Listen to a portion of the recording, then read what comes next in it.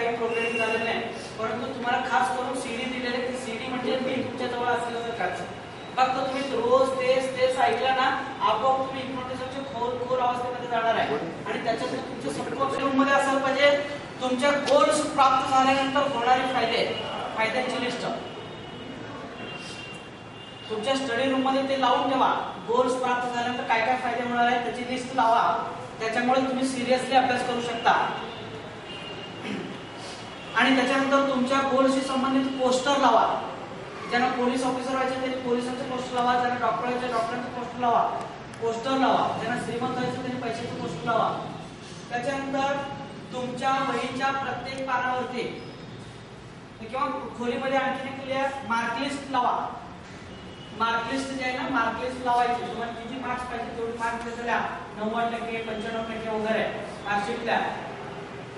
त्यानंतर वहीच्या प्रत्येक पानावरती तुमचे गोल्स लिहा.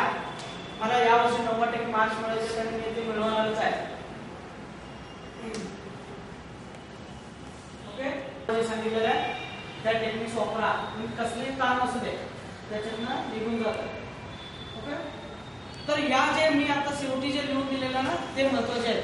ते एवढे इम्प्लिमेंट करायचं जर आणि अभ्यासामध्ये कंपल्सरी मनन करायचे. इथून पुढे प्रत्येकाने मननाला विसरायचं नाही. मनन जो करतो त्याचाच खरा अभ्यास होतो.